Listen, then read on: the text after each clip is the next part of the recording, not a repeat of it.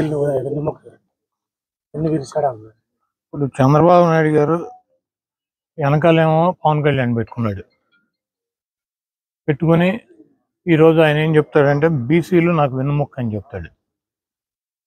Telugu Desam party బీసీలకి రాజకీయ ప్రాధాన్యత కావచ్చు, రాజకీయ పదవులు కావచ్చు, బీసీలను ఆర్థికంగా పైకి తీసుకురావడానికి అనేక సంక్షేమ కార్యక్రమాలు చేశాయని చెప్పి ఆయన చెప్తున్నాడు. అది ఎవరు కాదనరు. కాకపోతే చంద్రబాబు నాయుడు ముఖ్యమంత్రి అయిన తర్వాత తెలుగుదేశం పార్టీ అధ్యక్షుడు అయినాక బీసీలకు చేసింది ఏంటని చెప్పి నేను అడుగుతున్నా. చెట్టు పేరు చెప్పి కాయలు అమ్ముకున్నట్టు ఎన్టీ రామారావు చేసినటువంటి కార్యక్రమాలనే ఈయన చేసినట్టు ఈయనే బీసీలకు కోసం పాటుపడినటువంటి వ్యక్తిలాగా మారుతున్నాడు. ఈరోజు కృష్ణా జిల్లా చూసుకున్నట్లయితే రాజశేఖర రెడ్డి గారు ముఖ్యమంత్రిగా ఉండగా ఇక్కడి నుంచి పార్థసారథి 5 సంవత్సరాలు మంత్రిగా ఉన్నాడు బీసీ. ఇంకెవరు కూడా లేరు, 5 సంవత్సరాలు ఆయనే ఉన్నాడు. అదేవిధంగా జగన్మోహన్ రెడ్డి గారు ముఖ్యమంత్రి అయినాక ఇక్కడ ఈ మా జిల్లాలో కృష్ణా జిల్లాలో జోగి రమేష్ గారిని 2 సంవత్సరాల తర్వాత మమ్మల్ని అందరినీ తీసేసి జోగి రమేష్ గారికి బీసీ సామాజిక వర్గం నుంచి మంత్రి పదవి ఇచ్చి ఆయనే ఒక జిల్లాలో మంత్రిగా ఉన్నాడు ఉమ్మడి కృష్ణా జిల్లాలో. అదేవిధంగా కృష్ణా జిల్లా ఓసీ అయింది, జిల్లా పరిషత్ చైర్మన్. అయినప్పటికీ ఆయనేమో గద్దె రామ్మోహన్ రావు గారి భార్యని కమ్మ సామాజిక వర్గం నుంచి పెట్టుకున్నాడు ఓసీ అయితే ఆ రోజు 14లో. ఇక్కడ ఓసీ అయితే జగన్మోహన్ రెడ్డి గారు మరి హారిక గారిని ఉప్పాల హారిక గారిని బీసీ సామాజిక వర్గం నుంచి జిల్లా పరిషత్ చైర్మన్గా పెడతాం జరిగింది.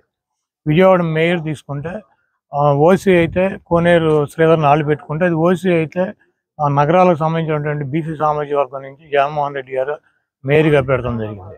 అదేవిధంగా రాజ్యసభలు 8 రాజ్యసభలు వస్తే 4 రాజ్యసభల్లో జగన్మోహన్ రెడ్డి గారు బీసీలకు ఇచ్చాడు. చంద్రబాబు నాయుడు గారు 10 సంవత్సరాల్లో ఆయన ముఖ్యమంత్రిగా ప్రతిపక్ష నాయకుడిగా పార్టీ అధ్యక్షుడిగా 40 పైన రాజ్యసభలు వస్తే ఒక్కటి కూడా బీసీకి రాజ్యసభ సభ్యత్వం ఇచ్చినటువంటి పరిస్థితి లేదు. నిన్నగాక మొన్న 17 ఎమ్మెల్సీలు వస్తే 17 కూడా బీసీ సామాజిక వర్గానికి ఎమ్మెల్సీలు ఇవ్వడం జరిగింది.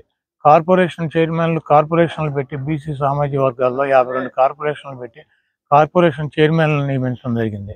బీసీలకు ఆర్థికంగా వాళ్ళ పిల్లల చదువులకు కావచ్చు, వాళ్ళకి వైద్య ఖర్చులకు కావచ్చు, ఆరోగ్యశ్రీ ద్వారా కానీ, ఫీజు రియంబర్స్మెంట్ ద్వారా కానీ, లేకపోతే బీసీలలో ఉన్న పిల్లల్ని చదివించుకోవాలని చెప్పి ఇంగ్లీష్ మీడియంలో తీర్చిదిద్దడం కావచ్చు, గవర్నమెంట్ స్కూల్ని కార్పొరేట్ స్కూల్స్గా తీర్చిదిద్దడం, వాళ్ళకి భోజనాలు, అదేవిధంగా వాళ్ళకి స్కూల్ డ్రెస్సులు, అమ్మఒడి, పిల్లల్ని స్కూల్కి పంపించినందుకు అమ్మఒడి డబ్బులు ఇచ్చేటువంటి కార్యక్రమం, ఇవన్నీ కూడా సామాజికంగా వాళ్ళకి రాజకీయ పదవులు కల్పిస్తూ వాళ్ళ పిల్లల్ని ఒక తండ్రిలాగా ఆదరిస్తూ వాళ్ళ చదువులకి వాళ్ళకి ఆరోగ్య సమస్యలు వచ్చినా వాళ్ళకి ఇళ్ళు నిర్మాణం చేసినటువంటి కార్యక్రమాలన్నా కూడా పెద్ద ఎత్తున బీసీల యొక్క సంక్షేమం కోసం, బీసీల యొక్క ఆర్థికంగా వాళ్ళ కాళ్ళ మీద వాళ్ళు నిలదొక్కోవడం కోసం, వాళ్ళ పిల్లలు వాళ్ళ హాస్పిటల్ ఖర్చులు, అదేవిధంగా వాళ్ళకి రాజకీయ ప్రాధాన్యత ఇస్తూ ముందుకు నడుస్తున్నటువంటి వ్యక్తి జగన్మోహన్ రెడ్డి గారు. చంద్రబాబు నాయుడు గారు ఎన్టీ రామారావు చేసినటువంటి కార్యక్రమాలను నేను చేశానని చెప్తూ పవన్ కళ్యాణ్ వెనకాల పెట్టుకుని బీసీల ఓటు కోసం వాళ్ళని గాలికి వదిలేసి ఈరోజు బీసీ భయం చేస్తే చంద్రబాబు నాయుడిని బీసీలు నమ్మేటువంటి పరిస్థితి లేదు. తప్పకుండా 2019లో చంద్రబాబు నాయుడికి ప్రజలు బుద్ధి చెప్పారు. 2024లో కూడా చంద్రబాబుకి పవన్ కళ్యాణ్కి కలిపి ఈరోజు ఏదో చంద్రబాబు పవన్ కళ్యాణ్ కలిస్తే భూమి బద్దలైపోతుంది, మేమిద్దరం కలిస్తే ఇంకా మిగిలినటువంటి సామాజిక వర్గాలు మిగిలినటువంటి వాళ్ళందరూ కూడా చేతకానాళ్ళు 80% వీళ్ళందరూ ఉన్నారు, బీసీలు కానీ, ఎస్సీలు కానీ, ఎస్టీలు కానీ.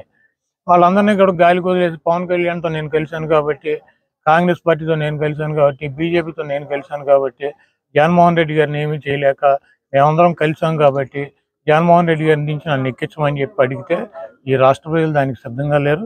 తప్పకుండా చంద్రబాబు నాయుడు దత్తపుత్రుడు పవన్ కళ్యాణ్ గారికి ఇద్దరికి కలిపి ఈ రాష్ట్ర ప్రజలు బుద్ధి చెప్తారని చెప్పి నేను భావిస్తున్నాను.